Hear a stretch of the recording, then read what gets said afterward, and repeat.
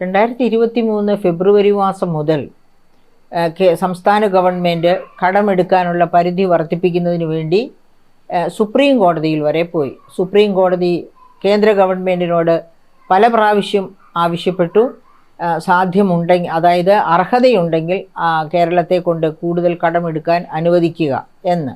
പക്ഷേ അപ്പോഴൊക്കെ മുടക്കുകയാണ്. സുപ്രീം കോടതിയുടെ മുൻപിൽ വരെ ന്യായങ്ങൾ ഉദ്ധരിച്ചുകൊണ്ട് തന്നെ ആ താല്പര്യം മുടക്കുകയാണ് ഉണ്ടായത്. പക്ഷേ അവസാനം 13,608 കോടി കടമെടുക്കാൻ അനുവദിച്ചു. കേന്ദ്രത്തിൽ കൊടുത്തിരിക്കുന്ന കേസ് പിൻവലിച്ചാൽ, അതായത് സുപ്രീം കോടതിയിൽ കൊടുത്തിരിക്കുന്ന കേന്ദ്രത്തിനെതിരായുള്ള കേസ് പിൻവലിച്ചാൽ 13,608 കോടി അനുവദിക്കാം, വായ്പയെടുക്കാൻ അനുവദിക്കാമെന്ന് അവസാനം നിർമ്മലാ സീതാരാമൻ പറഞ്ഞു. അപ്പോൾ കോടതി പറഞ്ഞു, ഇത് സംസ്ഥാന സർക്കാരിൻ്റെ അവകാശമാണ്, ആർട്ടിക്കിൾ 130 അനുസരിച്ച് അവർക്ക് വായ്പയെടുക്കാൻ സുപ്രീം കോടതിയെ സമീപിച്ച് അവരുടെ ആവലാതികൾ, കടമെടുപ്പുമായി ബന്ധപ്പെട്ട അവരുടെ ആവലാതികൾ ബോധിപ്പിക്കാനുള്ള അവകാശമുണ്ട്.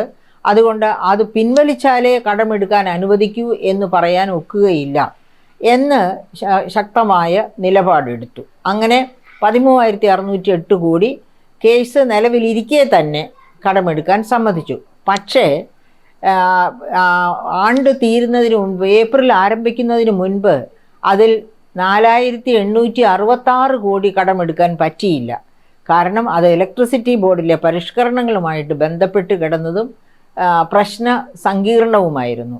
പക്ഷേ ബാക്കി തുക കടമെടുത്തു. പക്ഷേ അതുകൊണ്ടൊന്നും സംസ്ഥാന ഗവൺമെൻറ്റിൻ്റെ ധനപ്രതിസന്ധി തീർന്നില്ല. നമുക്കറിയാം, ഏപ്രിൽ 1-ാം തീയതിയും കേന്ദ്ര സംസ്ഥാന ജീവനക്കാരുടെ ശമ്പളമോ പെൻഷനോ കൊടുക്കാൻ പറ്റിയില്ല. അത് 2, 3, 4 എന്ന രീതിയിൽ മാറി. യൂണിവേഴ്സിറ്റികൾക്കും എയ്ഡഡ് സെക്ടറിനുമൊക്കെ താമസിച്ചാണ് ശമ്പളം കിട്ടിയത്. അതായത് ഏകദേശം KSRTCയുടെ ഒരു ലെവലിലേക്ക് എയ്ഡഡ് സെക്ടറും യൂണിവേഴ്സിറ്റി ജീവനക്കാരും ഒക്കെ മാറ്റപ്പെടുന്ന ഒരു സ്ഥിതിവിശേഷമാണ് കേരളത്തിൽ നമ്മൾ കണ്ടത്. അപ്പം ഏപ്രിൽ 1 മുതൽ ഇനി എങ്ങനെ കടമെടുക്കാം എന്ന വിചാരത്തിലായിരുന്നു, എന്ന ആശങ്കയിലായിരുന്നു സംസ്ഥാന ഗവൺമെൻറ്. കാരണം പുതിയ ധനവർഷം പിറന്നു എന്നതുകൊണ്ട് അത്ര എളുപ്പം കടമെടുക്കാനൊക്കില്ല. അതിൻ്റെ കാര്യങ്ങളൊക്കെ പരിഗണിച്ച്, എല്ലാ സംസ്ഥാനങ്ങളുടെയും ഒക്കെ കാര്യങ്ങൾ പരിഗണിച്ച് കുറച്ച് കാലതാമസം വരും കേന്ദ്രം ആ തീരുമാനമെടുക്കാൻ. കേന്ദ്രം തീരുമാനം എടുത്തു കഴിഞ്ഞതിന് ശേഷം മാത്രമേ അങ്ങനെ സംസ്ഥാന ഗവൺമെൻറ്റിന് വായ്പ എടുക്കാൻ സാധിക്കുകയുള്ളൂ. അതിന് മുൻപ് പക്ഷേ എടുക്കാവുന്നത് എന്താണെന്ന് വെച്ചാൽ വെയ്സ് ആൻഡ് മീൻസ് അഡ്വാൻസസ്. അത് 14-ാം ദിവസം തിരിച്ചടയ്ക്കണം. കൂടാതെ ഓവർ ഡ്രാഫ്റ്റ് എടുക്കാം, അതും 14-ാം ദിവസം തിരിച്ചടയ്ക്കണം. അപ്പോൾ തിരിച്ചടയ്ക്കുക മാത്രമല്ല, അതിൻ്റെ പലിശയോടുകൂടി അത് തിരിച്ചടയ്ക്കേണ്ടതാണ് ഈ പറയപ്പെട്ട 2 വായ്പകൾ. അപ്പോൾ അതിലൊന്നും നിൽക്കക്കള്ളിയില്ല എന്നതുകൊണ്ട് തന്നെ വായ്പയെടുക്കുക തൽക്കാല ആശ്വാസം. അതിന് 5,000 കോടി ഉടനെ ഏപ്രിൽ മാസം ആദ്യ ആഴ്ചയിൽ തന്നെ 5,000 കോടി കടമെടുക്കാൻ അനുവദിക്കണമെന്ന് ആവശ്യപ്പെട്ടു. പക്ഷേ അത്രയും അനുവദിക്കാൻ കേന്ദ്രം തയ്യാറായില്ല. 3,000 കോടിയാണ് അനുവദിച്ചത്. ഈ 3,000 കോടി അനുവദിച്ചത് തന്നെ ഈ വർഷത്തെ പുതിയ ധനവർഷമാണ്. പുതിയ ധനവർഷത്തിൽ GSDPയുടെ 3% കടമെടുക്കാം എന്ന് വച്ചാൽ തന്നെ, അതായത് സംസ്ഥാന ഗവൺമെൻറ് വിചാരിച്ചത്, ഇപ്പോൾ ഈ ബജറ്റിൽ പറഞ്ഞിരിക്കുന്ന GSDP എത്രയാണ്?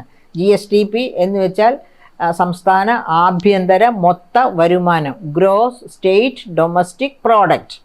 അത് 13,436.69 കോടിയാണ്. അതിൻ്റെ 3% എന്ന് പറയുമ്പോൾ അത് 39,343 കോടി വരും. 39,343 കോടി. പക്ഷേ സംസ്ഥാനം ആഗ്രഹിച്ചത് അതിലും കൂടുതൽ കടമെടുക്കാനാണ്. എത്രയാണ് സംസ്ഥാനം ആഗ്രഹിച്ചത്? 44,528 കോടി ഈ ധനവർഷം, അതായത് 24-25 ധനവർഷം കടമെടുക്കണം. എത്രയാണ്? 44,528 കോടി എന്നാണ് സംസ്ഥാന ഗവൺമെൻറ് ആഗ്രഹിച്ചത്.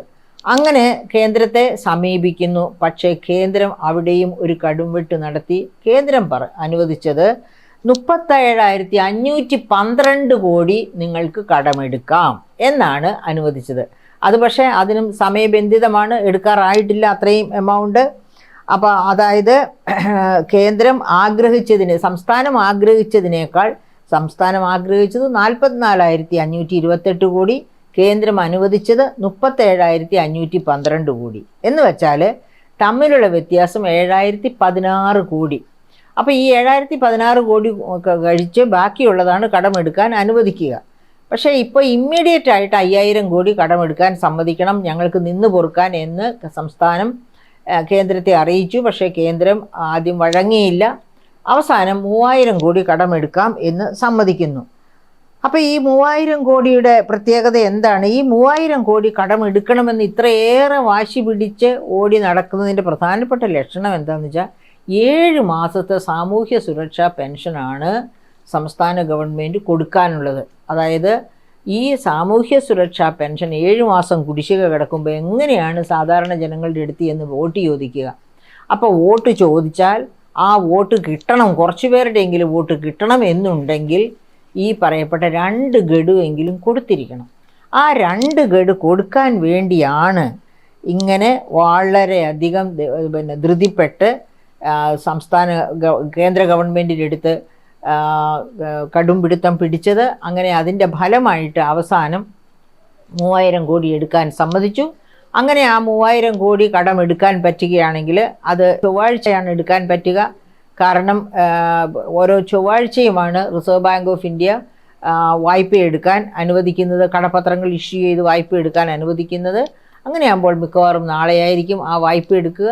അത് അത്യാവശ്യമായിട്ട് ഈ സോഷ്യൽ സെക്യൂരിറ്റി പെൻഷൻ കൊടുത്തു തീർക്കാനും, കൊടുത്തു തുടങ്ങി എന്ന് തോന്നുന്നു, അത് കൊടുത്തു തീർക്കാനും അതുപോലെ എമർജൻസി ആയിട്ടുള്ള മറ്റ് ഇഷ്യൂസിനും ചെലവുകൾക്കും വേണ്ടിയാണ് ആയിരിക്കാം ഉപയോഗിക്കുന്നത്. അപ്പോൾ ഇങ്ങനെ ഒരു ആശ്വാസം കിട്ടി എങ്കിൽ പോലും അതായത് നമ്മൾ ആലോചിക്കേണ്ട കാര്യം, വളരെ രൂക്ഷമായ ധനപ്രതിസന്ധി നിലനിൽക്കുമ്പോഴും കിഫ്ബി വഴിയും സാമൂഹ്യ സുരക്ഷാ പെൻഷൻ വഴിയും കൂടി കടമെടുക്കാൻ സംസ്ഥാന ഗവൺമെൻറ് ഇപ്പോഴും ആഗ്രഹിക്കുന്നു. അതുകൊണ്ടാണ് അത് രണ്ടും പിരിച്ചുവിടാത്തത്. അങ്ങനെ പക്ഷേ കേന്ദ്ര ഗവൺമെൻറ് അത് അനുവദിക്കുന്നുമില്ല. കേന്ദ്ര ഗവൺമെൻറ് ഇപ്പോൾ പറഞ്ഞിരിക്കുന്ന, ഇപ്പോൾ പുറത്തു വരുന്ന രീതി അനുസരിച്ചാണെങ്കിൽ 12,000 കോടിയെങ്കിലും കടത്തിൽ നിന്ന്, അതായത് ഇപ്പോൾ സമ്മതിച്ചിരിക്കുന്ന എത്രയാണെന്നാണ് പറഞ്ഞത്, 37,512 കോടി. ആ 37,512 കോടിയിൽ നിന്ന് കുറഞ്ഞ പക്ഷം 12,000 കോടിയെങ്കിലും ഈ പ്രാവശ്യവും ഈ വർഷവും വെട്ടും എന്നാണ്. കാരണം കഴിഞ്ഞ ഏതാനും വർഷങ്ങളെ 2016-17 മുതൽ കിഫ്ബി വഴിയും സോഷ്യൽ സെക്യൂരിറ്റി പെൻഷൻ ഫണ്ട് വഴിയും എടുത്ത കടം 40,000 കോടിയോ മറ്റോ ഓവർ ഡ്യൂ ആയിട്ട് കിടക്കുകയാണ്. അതും അതിൻ്റെ പലിശയും കൊടുക്കാൻ കിടക്കുകയാണ്. സംസ്ഥാനമാണെങ്കിൽ കടുത്ത ധനപ്രതിസന്ധിയിൽ. അപ്പോൾ ഈ സാഹചര്യത്തിൽ ഈ പറഞ്ഞ 37,512 കോടിയും കഴിഞ്ഞ വർഷവും ഇങ്ങനെയായിരുന്നു, 34,000 കോടിക്ക് അടുത്ത് കടമെടുക്കാനുള്ള സാധ്യതയുണ്ടായിരുന്നു. അതിൽ നിന്നാണ് കിഫ്ബിയും സോഷ്യൽ സെക്യൂരിറ്റി പെൻഷൻ ഫണ്ട് വഴിയും എടുത്ത കടത്തിൻ്റെ ഒരു ഭാഗം വെട്ടിക്കുറച്ചത്. അതുപോലെ അടുത്ത ഭാഗം 12,000 കോടിയെങ്കിലും ഈ വർഷവും വെട്ടിക്കുറയ്ക്കും എന്നാണ് കേന്ദ്ര ഗവൺമെൻറ് വൃത്തങ്ങളിൽ നിന്ന് കിട്ടുന്ന സൂചന. അപ്പം അങ്ങനെ വന്നാൽ വീണ്ടും ഇതേ ധനപ്രതിസന്ധി സംസ്ഥാനത്ത് തുടർന്നു പോകാൻ ഇടയുണ്ട്. അപ്പോൾ എന്താണ് ഇതിനൊരു പ്രതിവിധി? ഇതിന് പ്രതിവിധി മറ്റൊന്നുമില്ല. ചെലവുകളുടെ കാര്യത്തിൽ മര്യാദ പാലിക്കുക. അതായത് ദുർച്ചെലവ് ഇതൊക്കെ വേണ്ട എന്ന് തീരുമാനിച്ചുകൊണ്ട് കൃത്യമായ ആവശ്യങ്ങൾക്ക് വേണ്ടി മാത്രം പണം ചെലവഴിക്കുക. അതുപോലെ സ്പോൺസർഷിപ്പ് എന്ന് പറഞ്ഞ് നികുതി നൽകേണ്ടവർക്ക് എടുത്തുന്ന ആനുകൂല്യങ്ങൾ ഗവൺമെൻറ് സ്വന്തം, അതായത് സർക്കാരിൻ്റെ പോക്കറ്റിൽ ഖജനാവിലേക്കല്ല, സർക്കാരുമായിട്ട് ബന്ധപ്പെട്ട മന്ത്രിമാരുടെയും തന്ത്രിമാരുടെയും ഒക്കെ പോക്കറ്റിലേക്ക് സ്പോൺസർഷിപ്പ് വഴിയും ഒക്കെ പണം മേടിക്കാതെ, അങ്ങനെ സ്പോൺസർഷിപ്പ് വഴി പണം മേടിച്ചാൽ അതൊരു വേറൊരു ഇലക്ടറൽ ബോണ്ടാണ്. സ്പോൺസർഷിപ്പ് വഴിയുള്ള സഹായം മേടിക്കൽ എന്ന് പറയുന്നത് തന്നെയാണ് നരേന്ദ്രമോദി അദ്ദേഹത്തിൻ്റെ ഇലക്ടറൽ ബോണ്ട് പദ്ധതി വഴിയായിട്ട് നടപ്പാക്കിയത്.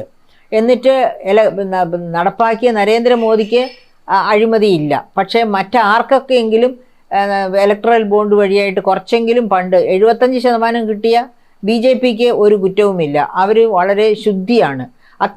ശുദ്ധി വരുത്തിയ നീതിമാന്മാരാണ്. അതേസമയത്ത് മറ്റു രാഷ്ട്രീയ പാർട്ടികൾക്ക് എന്തെങ്കിലും കുറച്ച് തുക കിട്ടിയിട്ടുണ്ടെങ്കിൽ അവരൊക്കെ ശുദ്ധികലശം നടത്തേണ്ടവരാണ്, അവരൊക്കെ അഴിമതിക്കകത്ത് പോയി കിടന്ന് അഴി എണ്ണേണ്ടവരാണ്. അതാണ് നരേന്ദ്രമോദിയുടെ രീതി. അതുതന്നെയാണ് ശ്രീ പിണറായി വിജയനും LDF ഗവൺമെൻറ് പറയുന്നത്. അതായത് സ്പോൺസർഷിപ്പ് വഴിയൊക്കെ കിട്ടിയ പണം അത് ഇലക്ട്രൽ ബോണ്ടിൻ്റെ മറ്റൊരു രൂപമല്ലേ എന്ന് ചോദിച്ചാൽ നോ, ഞങ്ങൾ അങ്ങനത്തെ പണമൊന്നും മേടിക്കാറില്ല, ഞങ്ങൾക്ക് അക്കൗണ്ട് ചെയ്യാത്ത പണമേ ഇല്ല എന്നാണ് അവരുടെ വക്താക്കൾ പറയാറുള്ളത്. അപ്പോൾ പക്ഷേ യഥാർത്ഥത്തിൽ നമുക്കറിയാം ഈ തരത്തിലുള്ള പണം, അതായത് സ്പോൺസർഷിപ്പ് വഴിയൊക്കെ പണം മേടിച്ചു കഴിഞ്ഞാൽ നികുതി വരുമാനം കുറയും. എന്തുകൊണ്ട്? അവിടെയും അങ്ങോട്ടും ഇങ്ങോട്ടും പരസ്പരം ചൊറിയുന്ന സ്വഭാവം കാണിക്കേണ്ടി വരും. അതുകൊണ്ട് ഇങ്ങോട്ട് സ്പോൺസർഷിപ്പ് തന്നു എങ്കിൽ ഞങ്ങൾക്ക് നികുതി ഇളവ് തരണം, ഞങ്ങളോട് നികുതി ചോദിച്ച് വന്ന് ശല്യപ്പെടുത്തരുത് എന്ന് ചോദിക്കുന്നവരായിരിക്കും. അതുപോലെ ഈ ക്വാറി മാഫിയയുടെ അടുത്ത് നിന്നൊക്കെ കോടിക്കണക്കിന് സ്പോൺസർഷിപ്പ് മേടിച്ചു കഴിഞ്ഞാൽ അവർ കല്ലെല്ലാം വെട്ടി ഇറക്കി കൊണ്ടുപോകും. പക്ഷേ റോയൽറ്റി സർക്കാരിന് കിട്ടത്തില്ല. അപ്പോഴും ഖജനാവ് കാലിയാവും, പക്ഷേ പോക്കറ്റുകൾ നിറയും. അതാണ് ഇവിടെ ഈ കേരളത്തിൽ സംഭവിച്ചുകൊണ്ടിരിക്കുന്നത്. അപ്പം ഈ പോക്കറ്റ് നിറയ്ക്കുന്ന രാഷ്ട്രീയം മാറ്റിവെച്ച് ഖജനാവ് നിറയ്ക്കുന്ന ഭരണ നൈപുണി കാണിച്ചാൽ കേരളത്തിൻ്റെ ഖജനാവ് നിറഞ്ഞു തന്നെ നിൽക്കും. എന്തുകൊണ്ടാണ് നിറഞ്ഞു നിൽക്കുമെന്ന് ഞാൻ പറയുന്നത് എന്നറിയാമോ? അതായത് ഉപഭോക്തൃ സംസ്ഥാനം എന്ന രീതിയിൽ കേരളം ഇൻഡെക്സിൽ 1-ാം സ്ഥാനത്താണ് ഇന്ത്യൻ സംസ്ഥാനങ്ങളിൽ. പക്ഷേ ഇൻഡയറക്റ്റ് ടാക്സസ് പരോക്ഷ നികുതി വരുമാനത്തിൻ്റെ കാര്യത്തിൽ 7-ാം സ്ഥാനത്താണ്. അപ്പോൾ ഉപഭോക്തൃ സംസ്ഥാനം എന്ന രീതിയിൽ 1-ാം ഇൻഡെക്സിലാണെങ്കിൽ ഇൻഡയറക്റ്റ് ടാക്സസ് പരോക്ഷ നികുതി പിരിവിൻ്റെ കാര്യത്തിൽ 1-ാം സ്ഥാനത്ത് വരണ്ടേ? അപ്പോഴല്ലേ നികുതി ലീക്കേജ് ഇല്ലെന്ന് നമുക്ക് പറയാൻ പറ്റുള്ളൂ. അത് നടക്കുന്നില്ല, 7-ാം സ്ഥാനത്ത് നിൽക്കുകയാണ്. അതുകൊണ്ട് തന്നെ നമുക്ക് ഉറപ്പാക്കി പറയാം ഇത് ശരിയല്ല. സംസ്ഥാന ഗവൺമെൻറ് വലിയ തോതിൽ കൈമടങ്ങ് വാങ്ങുന്നു. അതുകൊണ്ട് തന്നെ നികുതി സമാഹരണവും നികുതിയേതര വരുമാന സമാഹരണവും പാളിപ്പോകുന്നു എന്ന്. അതുമാത്രവുമല്ല, ഗവൺമെൻറ് മനസ്സിലാക്കേണ്ട മറ്റൊന്ന്, കടം വാങ്ങുന്നത് മൂലധന ചെലവിന് മാത്രമായിട്ട് നിജപ്പെടുത്തണം. മറ്റ് ചെലവുകളിൽ വെട്ടിക്കുറവുണ്ടാകണം. അതുപോലെ ശമ്പള പരിഷ്കരണമൊക്കെ 5 വർഷം എന്നുള്ളത് 10 വർഷമാക്കി മാറ്റണം. അങ്ങനെ മാറ്റം വരുത്തിയാൽ ഈ ശമ്പളം മേടിക്കുന്നവർക്ക് ആർക്കും നഷ്ടം വരുത്താൻ വേണ്ടിയല്ല, പക്ഷേ നമ്മുടെ ധനപ്രതിസന്ധിയിൽ നിന്ന് സംസ്ഥാനം എന്നേക്കുമായി എഴുന്നേറ്റ് നിൽക്കാൻ വേണ്ടിയാണ്, രക്ഷപ്പെടാൻ വേണ്ടിയാണ് ഇങ്ങനെയുള്ള പരിഷ്കരണങ്ങൾ കൊണ്ടുവന്നേ മതിയാകൂ എന്ന് പറയുന്നത്. അതിന് തയ്യാറായില്ലെങ്കിൽ കടുത്ത വില സർക്കാർ കൊടുക്കേണ്ടി വരും, ജനവും അതിൻ്റെ തിക്തഫലങ്ങൾ അനുഭവിക്കേണ്ടി വരും.